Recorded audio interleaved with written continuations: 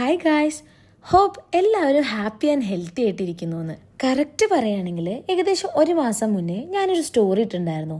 I am going to take a break, will come back soon എന്ന് പറഞ്ഞിട്ട്. First of all എൻ്റെ story കണ്ടിട്ട് എനിക്ക് ഒരുപാട് കോൾസ് ആൻഡ് മെസ്സേജസ് വന്നിരുന്നു.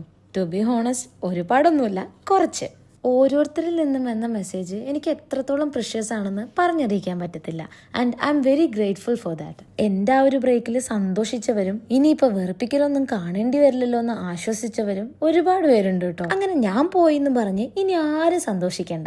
ദേ, നല്ല അടിപൊളിയായിട്ട് ഫുൾ സ്ട്രെങ്ത്തിൽ തിരിച്ചു വന്നിട്ടുണ്ട്. നമ്മുടെ ഈ ജീവിതം ഒരുപാട് അപ്സ് ആൻഡ് ഡൗൺസ് ചേർന്നാണെന്ന് എല്ലാവർക്കും അറിയാം. പക്ഷേ ചില സമയത്ത് നമ്മൾ ഡൗൺ ആയി കഴിഞ്ഞാൽ അതിന് തിരിച്ചു വരണമെങ്കിൽ കുറച്ച് പാടായിരിക്കും. സോ സംടൈംസ് ഒരു ബ്രേക്ക് ഒക്കെ എടുക്കുന്നത് നല്ലതാണേ.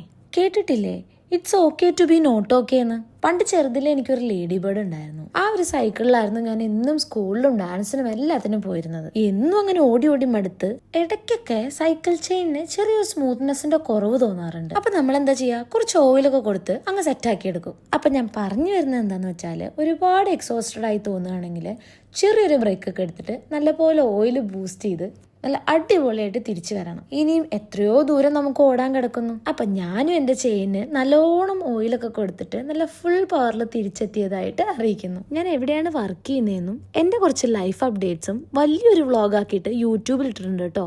കാണാൻ താല്പര്യമുള്ളവർ ഒന്ന് കയറി കാണണേ. അപ്പൊ അടുത്ത വീഡിയോയിൽ കാണുന്നവരെ be happy with Kunjappi. Tata.